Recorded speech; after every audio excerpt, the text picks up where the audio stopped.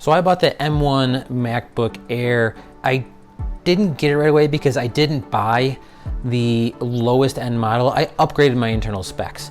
This is my thoughts after 2 full months of using it. I'm not the first one to post a review video like this, but after watching some of those, I wanted to post my own to share some of my thoughts of what I think some of those others may have left out. Spoiler alert, this thing is great, but I'm gonna give you some things to consider that you probably shouldn't even care about. Let's get digital.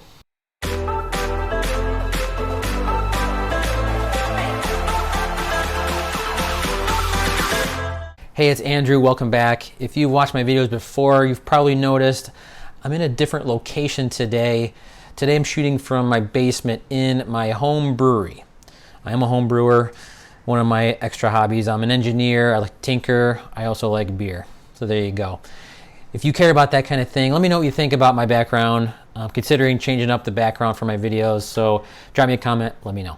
And also on my channel, I talk about tech. So if you're into tech, you like that kind of thing, please consider subscribing or hop over my channel for more. So a while ago, I posted a video telling you why you should buy the M1 MacBook Air over the MacBook Pro. Check that out here. But it came down to, for me, is the MacBook Pro was more expensive.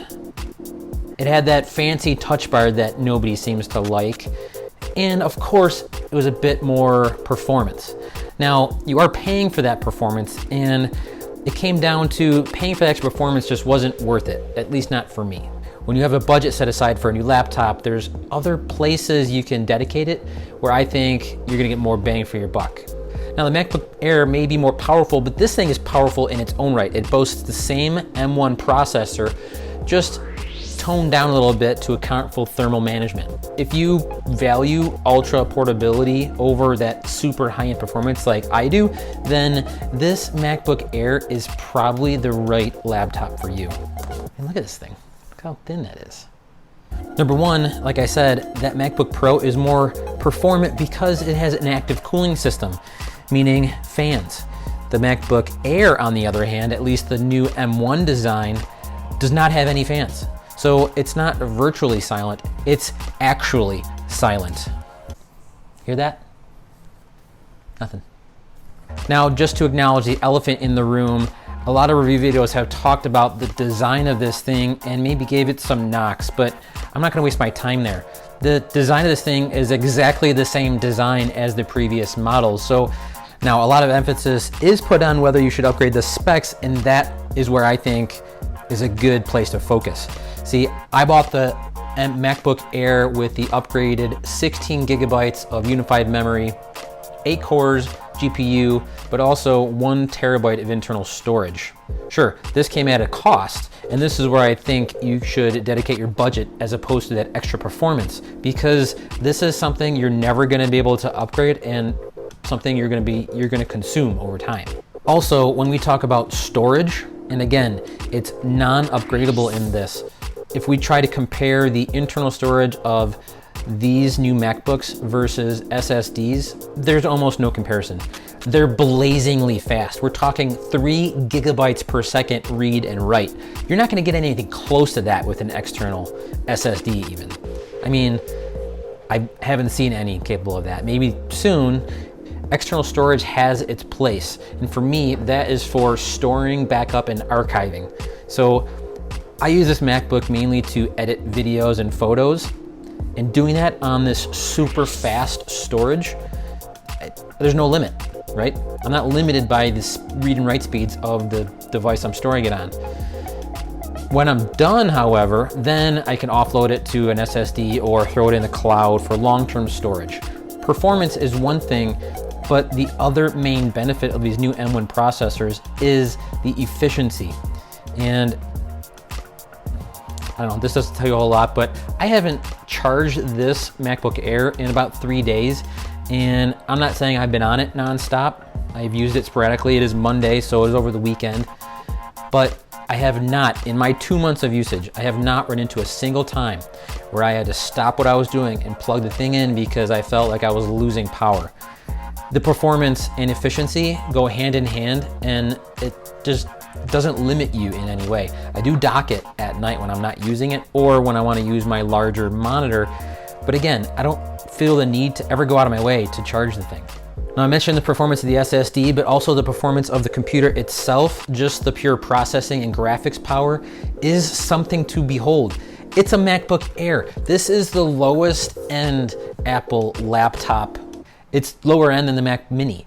I bought this thing to do video editing.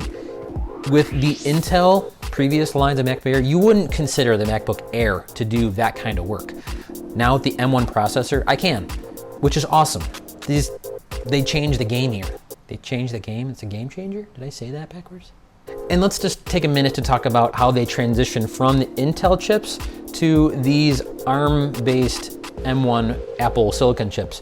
This was a major undertaking. Back in 2009 is the last time Apple did such a change, going from their Motorola processors to Intel. And that's a huge change, not only because of the computer architecture, but all of the software that has to run on top of it has to keep up and be modified to take advantage of that new hardware. They did that all with this M1 transition, and did anybody even notice? And last, about the design, I mentioned the design is exactly the same with one minor difference. I haven't owned an Apple laptop in a while, but there is a notable change. The keyboard has been mentioned that this is no longer the butterfly style keyboard that was on the previous model.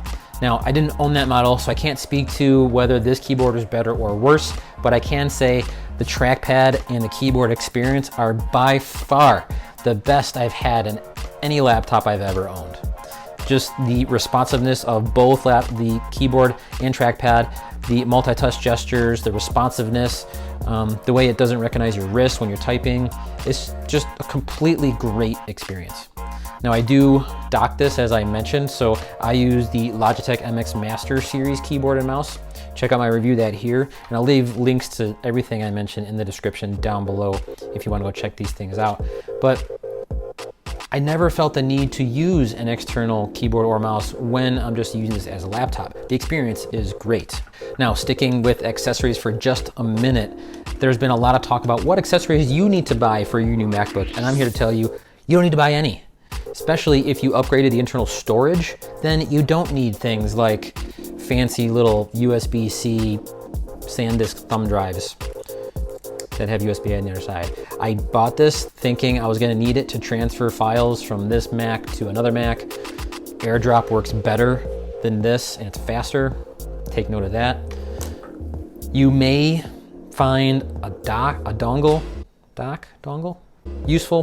This is a Anker USB-C dock that has HDMI, some extra USB-C and A ports to expand your I/O. But again, I don't need this when I'm docked. I also have the Anker Power Expand on my desktop that I use just in case I want to plug something else into it. Anyway, long story short, I don't think you need accessories. They're not required. That's the great thing about buying a laptop. You have a keyboard, a mouse, and a screen. It's all right there. Just use it. Okay, we're gonna jump over to the negatives, and these are some of the things that you should care about, but also some things that I think you probably shouldn't care about when considering the MacBook Air or even the MacBook Pro. One is the lack of upgradability. And that goes hand in hand with repairability, but I don't think a lot of us are thinking about that when we buy a new laptop. Again, I upgraded mine to the MacBook Air with the 8-core GPU, 16 gigabyte unified memory, and 1 terabyte SSD. That's a bad thing, that I can't upgrade it. I have to buy all that now. That translates to another negative, the price. You can see even with those upgrades, that gives me everything I think I need to make this laptop work for me. I'm spending over 1,600 bucks. Okay, here's a negative that you should not care about, and I'm gonna tell you why. The 2 USB-C ports on the side. Again, a lot of people are giving this this is a con for the new MacBook. Again, it's not unique to the new MacBooks. It's the same as the previous models, but I can see where people are coming from. You get 2 ports. I don't know how many things people plug in on a regular basis, whether it's 3, 4, 5, 6, 7. I have nothing plugged in on a regular basis. When I do, I either have it docked on my desktop or I have this $20 USB-C hub that gives me expandability to plug anything else I need into it, or they do make USB-C accessories Guys, this was, I think, 20 bucks also on Amazon. So you're not breaking the bank just to buy things that fit your laptop. See, how easy was that?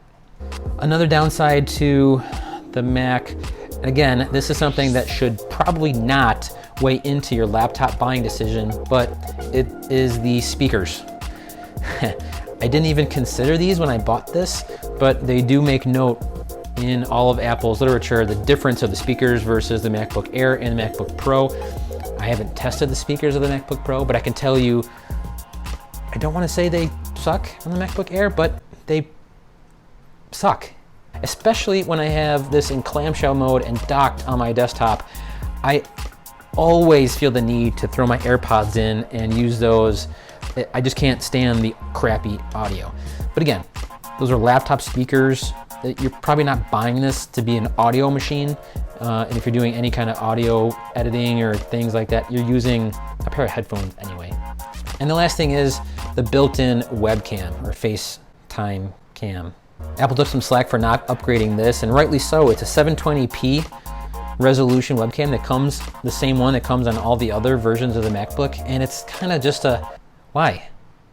Apple, why was this left out? Was it really not in the budget to upgrade the camera? But again, in my experience, it hasn't really mattered. I haven't noticed it.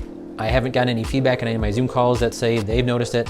When I have this thing docked, I use an external webcam anyway, so half the time it really doesn't matter.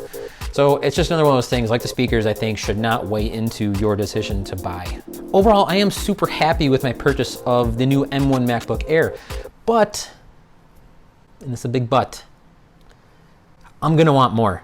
The performance of this thing is awesome.